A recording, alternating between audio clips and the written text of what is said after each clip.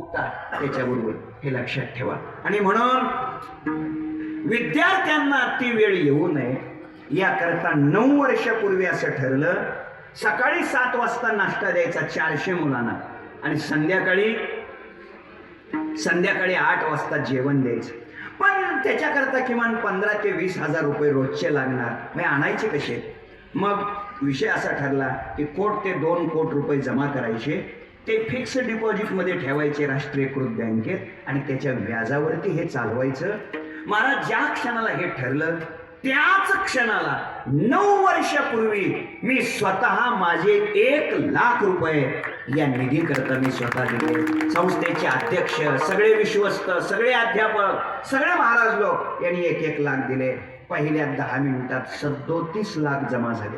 दुसऱ्या दिवशी सकाळपर्यंत 51 लाख जमा झाले. आज त्या योजनेत 2 ते 2.25 कोटी रुपये जमा आहेत. गेली 9 वर्ष सकाळी 7 ला नाश्ता आणि संध्याकाळी 8 ला जेवण चालू आहे. तुम्ही म्हणाल मग हे आता का आम्हाला सांगताय? त्याचं कारण आहे, आता विद्यार्थ्याची संख्या वाढली आहे. आता विद्यार्थ्याची संख्या 600 झाली आहे. किती? 600. पहिल्या वर्षाला 250 मुलं आहेत. एकूण 4 वर्षाची संख्या 600 आहे. आणि 9 वर्षात भाजीपाल्याचे, अन्नधान्याचे, गॅसचे भाव वाढलेत आणि राष्ट्रीयकृत बँकाचे व्याजदर कमी झाले. म्हणून वर्षाला आता आम्हाला 12 लाख रुपये व्याज मिळतंय, 24 लाख रुपये खर्च होतोय.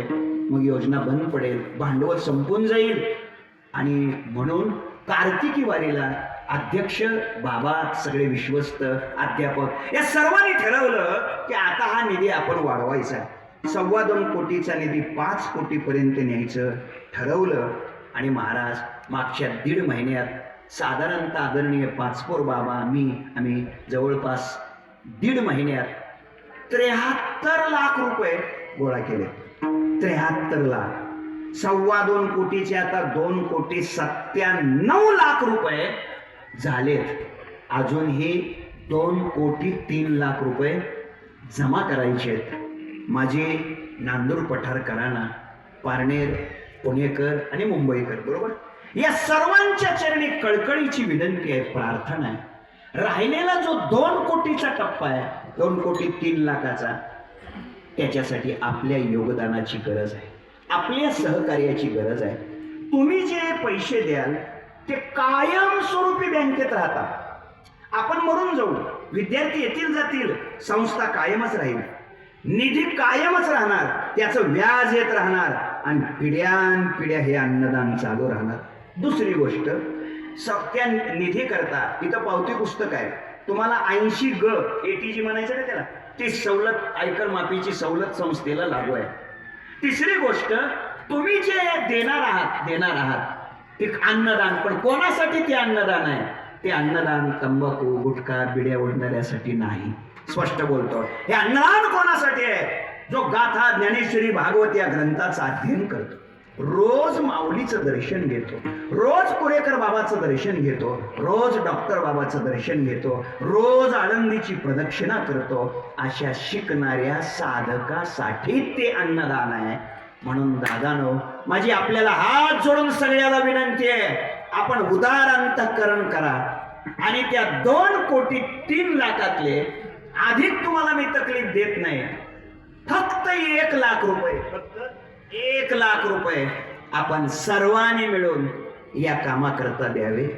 काय असतं बघा, महाराज झाल्यावर सगळेच प्रेम करतात. हो, 3 दिवस झाले यांचे फोन येतात मला, जेवायला काय करायचं, किती आग्रह करू खाऊ घातलं याने. पण विद्यार्थी दशेत ही काळजी कोण घेत आहे? कोणी घेत नाही. मी स्वतः 20 किलोमीटरवर सायकलीवर जाऊन मधुकरी मागितली. 20 किलोमीटरवर दौंडकरवाडी शेलपिंपळगावच्या पुढे, तुम्हाला माहित असेल. परत येताना सायकल पंक्चर झाली ना, पंक्चर काढायला पैसे नसायचे, पंक्चर काढायला ढकलीत आणावी लागायची. हे मी स्वतः सोसलंय. म्हणून माझी आपल्या सगळ्यांच्या चरणाला वंदन करून विनंती आहे की या शिकणाऱ्या साधकासाठी तुमच्या कष्टाचा, तुमच्या मेहनतीचा, तुमच्या श्रमाचा एक तरी घास आपण द्या, अशी मी नांदूर पठारकर, मुंबईकर, पुणेकर इथे आलेले सगळेजण या सगळ्यांना विनंती करतो.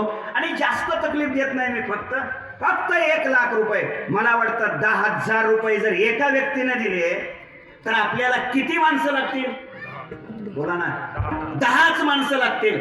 एका व्यक्तीनं फक्त किती द्यायचे? 10,000. अशी 10च माणसं जर आपल्याला भेटली तरी सुद्धा आपलं हे उद्दिष्ट साध्य होईल. तुम्हाला स्कॅनरची सुविधा येत आहे, फोन पेवर पाठवता येत आहे, कॅश देता येत आहे, पावती पुस्तक आहे. तर आपल्याला किती माणसाची गरज आहे? 10 माणसाची गरज आहे. एकानं किती द्यायचे? 10,000. आहेत का 10 माणसं इथं? बोला ना. अहो 10 माणसं आहेत का म्हणतोय मी? 10 माणसं. वा, नावच सांगा गडे, पैसे मोजलेच गडे त्याने. टाळी वाजवा त्यांच्यासाठी. नाव सांगा, तुमचं नाव सांगा. सुभाषजी मल्हारी आगरे. किती? 5. त्यांनी 5,000 रुपये अन्नदानासाठी दिलेले आहेत. मी त्यांचं मनापासून अभिनंदन करतो. आणि आता 95,000 अजून आपल्याला राहिले. तिथं पिशवी आहे, मग पावती पुस्तक आहे त्याच्यात. सुरुवात केलेली आहे सुभाषरावांनी. तर आता लवकर नावं सांगा.